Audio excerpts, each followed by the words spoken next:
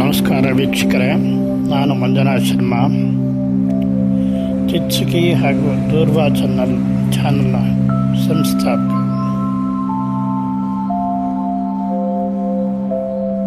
ಇಂದು ಸಂಕಟಮೋಚನ ದೇವಸ್ಥಾನದ ಬಗ್ಗೆ ನಾನು ವಾರಣಾಸಿಯಲ್ಲಿರ್ತಕ್ಕಂಥ ಸಂಕಟಮೋಚನ ದೇವಸ್ಥಾನದ ಬಗ್ಗೆ ಮಾತನಾಡಲು ತುಂಬ ಇಷ್ಟಪಡ್ತೀನಿ. ಸಂಕಟಮೋಚನ ದೇವಸ್ಥಾನದಲ್ಲಿ ಹನುಮಂತನನ್ನು ಪೂಜೆ ಮಾಡಲಾಗುತ್ತೆ. ಆವರಣದೊಳಗೆ ಹಲವಾರು ಕೋತಿಗಳು ಇರೋದರಿಂದ ಈ ದೇವಾಲಯನ ಮಂಕಿ ಟೆಂಪಲ್ ಅಂತ ಕೂಡ ಕರೀತಾರೆ. ಇದು ಹನುಮಂತನ ಪವಿತ್ರವಾದ ದೇವಾಲಯಗಳಲ್ಲಿ ಒಂದಾಗಿದೆ. ಜೊತೆಗೆ ಹಿಂದೂಗಳ ಅನೇಕ ಧಾರ್ಮಿಕ ಮತ್ತು ಸಾಂಸ್ಕೃತಿಕ ಕಾರ್ಯಕ್ರಮಗಳಿಗೆ ಕೇಂದ್ರ ಬಿಂದು ಕೂಡ ಆಗಿದೆ. ಇದು ವಾರಣಾಸಿಯ ದಕ್ಷಿಣ ಹೊರವಲಯದಲ್ಲಿ ದುರ್ಗಾ ಮಂದಿರ ಮತ್ತು ಹೊಸ ವಿಶ್ವನಾಥ ಸ್ವಾಮಿ ದೇವಸ್ಥಾನ ಇದೆ. ದೇವಸ್ಥಾನದ ರಸ್ತೆಯಲ್ಲಿ ಇದೆ. ವಾರಣಾಸಿ ಉತ್ತರ ಪ್ರದೇಶ. ಇದು ಉತ್ತರ ಪ್ರದೇಶ ವಾರಣಾಸಿನಲ್ಲಿ ಇರ್ತಕ್ಕಂಥ ಒಂದು ಒಳ್ಳೆಯ ದೇವಸ್ಥಾನ. ಸಂಕಟಮೋಚನ ಅಂದರೆ ಅರ್ಥ ಎಲ್ಲ ಚಿಂತೆಗಳಿಗೆ ಪರಿಹಾರ, ಅಥವಾ ಸಂಕಟ ಅಂದರೆ ಸಮಸ್ಯೆ, ಅದನ್ನು ಮೋಚನ ಅಂದರೆ ಹೋಗಲಾಡಿಸ್ತಕ್ಕಂಥದ್ದು ಅಂತ. 1900 ದಶಕದಲ್ಲಿ ಶಿಕ್ಷಣ ತಜ್ಞ ಮತ್ತು ಸ್ವಾತಂತ್ರ್ಯ ಹೋರಾಟಗಾರ ಪಂಡಿತ್ ಮದನ್ ಮೋಹನ ಮಾಳವೀಯ ಇದನ್ನು ಸ್ಥಾಪನೆ ಮಾಡಿದ್ರು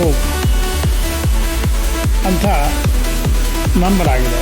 ಸಂಕಟಮೋಚನ ದೇವಾಲಯನ ನಿರ್ಮಾಣ ಮಾಡಿರ್ತಕ್ಕಂಥ ಈ ಮದನ ಮೋಹನ ಮಾಳವೀಯ ಅವರಿಗೆ ಅನಂತ ಕೋಟಿ ಧನ್ಯವಾದ ಅರ್ಪಿಸುತ್ತೆ. ಪ್ರತಿ ವರ್ಷ ಹನುಮಾನ್ ಜಯಂತಿಯಂದು ದುರ್ಗಾ ದೇವಸ್ಥಾನದಿಂದ ಸಂಕಟಮೋಚನ ದೇವಸ್ಥಾನದವರೆಗೆ ವಿಶಿಷ್ಟ ಶೋಭಾಯಾತ್ರೆ ನಡೆಯುತ್ತೆ.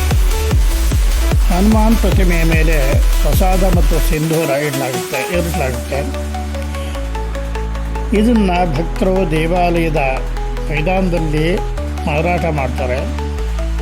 ಅವರು ಹನುಮಂತನ ವಿಗ್ರಹವನ್ನು ಅಲಂಕರಿಸಲು ಹೂವಿನ ಹಾರವನ್ನು ಸಹ ಬಳಸ್ತಾರೆ. ಸಂಕಟಮೋಚನ ದೇವಾಲಯ ತನ್ನ ಭಗವಾನ್ ರಾಮನ ಮುಂದೆ ಭಗವಾನ್ ಹನುಮಂತನ ವಿಗ್ರಹ ಉಪಸ್ಥಿತಿ ಇದೆ. ಯಾವನಿಗೆ ಅವನು ಯಾವಾಗಲೂ ನಿಸ್ವಾರ್ಥದಿಂದ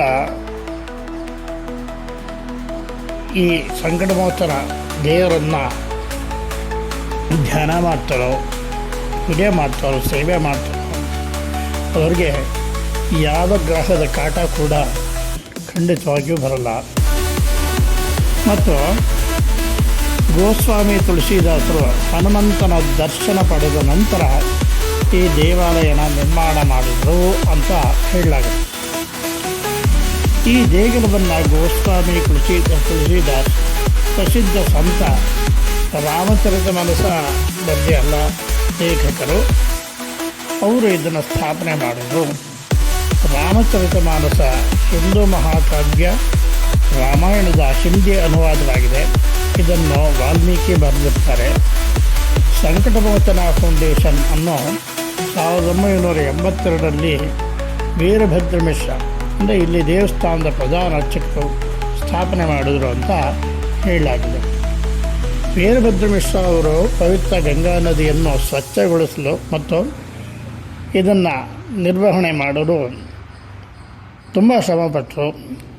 US ಮತ್ತು ಸ್ವೀಡಿಷ್ ಸರ್ಕಾರಗಳು ಜಂಟಿಯಾಗಿ ಈ ಉಪಕ್ರಮಕ್ಕೆ ಧನ ಸಹಾಯ ನೀಡಿದೆ. ವೀರಭದ್ರ ಮಿಶ್ರ ಅವರು IIT BAHU Varanasi civil engineering ವಿಭಾಗದ ಹಿಂದಿನ ಮುಖ್ಯಸ್ಥರಾಗಿದ್ದರು. ಮಾರ್ಚ್ 7, 2006ರಂದು ಭಗವಾನ್ ಹನುಮಂತನ ಆರಾಧಕರ ಮೇಲೆ ಅತ್ಯಂತ ಭಯಾನಕವಾದ ಪರಿಣಾಮವಿತ್ತು. ಅದೇನೆಂದರೆ, ಆಗಿನ 3 ಸ್ಫೋಟಗಳಲ್ಲಿ ಒಂದು ಅಲ್ಲಿ ಸಂಭವಿಸಿತು ಅಂತ ಹೇಳ್ಬೋದು. ಅದು ಆ ದೇವಾಲಯವನ್ನು ತುಂಬ ಧ್ವಂಸಗೊಳಿಸಿದೆ ಅಂತ ಹೇಳೋದಕ್ಕೆ ಇಷ್ಟಪಡ್ತೇನೆ. ಆ ಸ್ಫೋಟದಿಂದ ನಮಗೆ ಸಾಕಷ್ಟು, ಅಂದರೆ ಅಲ್ಲಿ ಜನಗಳಿಗೆ ಸಾಕಷ್ಟು ಹಣ ಖರ್ಚಾಯಿತು. ಆರ್ಥಿಕ ಸಮಯದಲ್ಲಿ ಆ ಘಟನೆ ಸಂಭವಿಸಿದೆ ಮತ್ತು ಹೆಚ್ಚಿನ ಸಂಖ್ಯೆಯ ಆರಾಧಕರು ಮತ್ತು ಮದುವೆ ಕೂಡ ಅಲ್ಲಿ ಜರುಗ್ತಾಯಿತ್ತು. ಆ ಅತಿಥಿಗಳ ಮೇಲೆ ಕೂಡ ತುಂಬ ಪರಿಣಾಮ ಬೀರಿತು. ನೆನಪಿಡಬೇಕಾದ ಅತ್ಯಂತ ನಿರ್ಣಾಯಕ ವಿಷಯ ಏನೆಂದರೆ, ಸ್ಫೋಟದ ಮರುದಿನವೇ ದೇವಾಲಯ ತುಂಬ ಭಕ್ತರಿಂದ ತುಂಬ ಹೋಗ್ಬಿಡ್ತು. ಲಕ್ಷಾಂತರ ಅನುಯಾಯಿಗಳು ಈ ಪುರಾತನ ದೇವಾಲಯದಲ್ಲಿ ಸಂಕಟಮೋಚನ ದೇವಾಲಯ ಪೂಜೆ ಮಾಡೋದ್ರಿಂದ ತಮ್ಮ ಇಷ್ಟಾರ್ಥಗಳನ್ನು ಪೂರೈಸ್ಕೊಳ್ತಾರೆ ಮತ್ತು ಎಲ್ಲ ಸಂಕಟಗಳಿಂದ, ರೋಗಗಳಿಂದ, ಶನಿ ಮತ್ತು ಅಂಗಾರಕರ ದೋಷದಿಂದ ಎಲ್ಲ ಪರಿಹಾರವನ್ನು ಬಗೆಹರಿಸ್ಕೊಳ್ತಾರೆ. ಮತ್ತು ಇಲ್ಲಿ ಎಂಥ ಗ್ರಹದ ದೋಷ ಇದ್ದರೂ ಕೂಡ ಅದು ಖಂಡಿತವಾಗಿಯೂ ನಿವಾರಣೆ ಆಗುತ್ತೆ. ಅವರ ದೈನಂದಿನ ಜೀವನದಲ್ಲಿ ಅವರ ಪ್ರಗತಿ, ಯಶಸ್ಸು ಮತ್ತು ಸಮೃದ್ಧಿ ಮಾರ್ಗವನ್ನು ಕಂಡುಕೊಳ್ತಾರೆ. ಮಂಗಳವಾರ ಮತ್ತು ಶನಿವಾರ ಹನುಮಂತನಿಗೆ ಪೂಜೆ ಮಾಡಲು ವಾರದ ಶ್ರೇಷ್ಠ ದಿನಗಳು. ಪ್ರತಿ ಮಂಗಳವಾರ ಮತ್ತು ಶನಿವಾರದಂದು ಹನುಮಂತನ ದೇವರಿಗೆ ಪ್ರಾರ್ಥನೆ ಸಲ್ಲಿಸಲು ಮತ್ತು ಹನುಮಾನ್ ಚಾಲೀಸ ಮತ್ತು ಸುಂದರಕಾಂಡ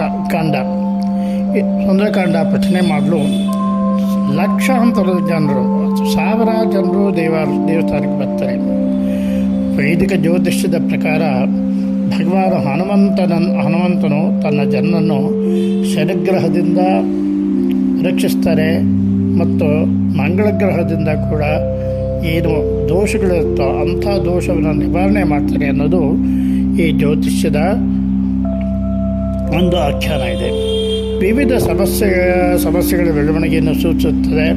ಶನಿಯನ್ನು ಮೆಚ್ಚಲು ಅತ್ಯಂತ ಪರಿಣಾಮಕಾರಿ ವಿಧಾನವೆಂದರೆ ಹನುಮಂತನನ್ನು ಪೂಜಿಸುವುದು.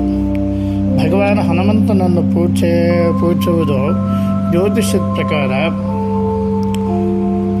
ಮಂಗಳ ಗ್ರಹ ಮತ್ತು ಇದರ ಯಾವ ಗ್ರಹದ ದೋಷ ಕೂಡ ನಿವಾರಣೆಯಾಗಿ ಆರೋಗ್ಯ ಭಾಗ್ಯ ಸಿಗುತ್ತೆ. ಪ್ರತಿ ಏಪ್ರಿಲಲ್ಲಿ ಸಂಕಟಮೋಚನ ಸಂಗೀತ ಸಮಾರೋಹ ನಡೆಯುತ್ತೆ. ಈ ಉತ್ಸವದಲ್ಲಿ ಭಾಗವಹಿಸಲು ಭಾರತದಾದ್ಯಂತ ಶ್ರೇಷ್ಠ ಸಂಗೀತಗಾರರು ಮತ್ತು ಪ್ರದರ್ಶಕರು ಕೂಡ ಸೇರ್ತಾರೆ. ಈ ಉತ್ಸವನ 88 ವರ್ಷಗಳ ಹಿಂದೆ ಮೊದಲ ಬಾರಿಗೆ ನಡೆಸಿತು. ದೇವಾಲಯದಲ್ಲಿ ಈ ಸಮಾರಂಭ ದೊಡ್ಡ ಗುಂಪನ್ನು ಸೆಳೆಯುತ್ತೆ. ಅಂಥ ಟೈಮ್ನಲ್ಲಿ ತುಂಬ ಅನೇಕ ಜನರು, ವಿದ್ವಾಂಸರು ಕೂಡ ಸೇರ್ತಾರೆ. 2009ರಲ್ಲಿ ನಡೆದ ಸಮಾರಂಭದಲ್ಲಿ ಗಾಯಕ ಪಂಡಿತ್ ಬಸವರಾಜ್ ಮತ್ತು ಕಥಕ್ ಮಾದರಿ ಪಂಡಿತ ಬಿದ್ದು ಮಹಾರಾಜ್ ಕೂಡ ಇಲ್ಲಿ ಬಂದು ತಮ್ಮ ಪ್ರದರ್ಶನ ನೀಡಿದರು.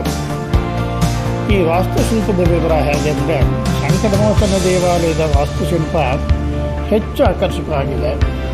ದೇವಾಲಯದ ಒಂದು ಬದಿಯಲ್ಲಿ ರಾಮದೇವರು ಮತ್ತು ಸೀತಾದೇವಿಯ ಪ್ರತಿಮೆಗಳಿದೆ ಮತ್ತು ಇನ್ನೊಂದು ಬದಿಯಲ್ಲಿ ಭಗವಾನ್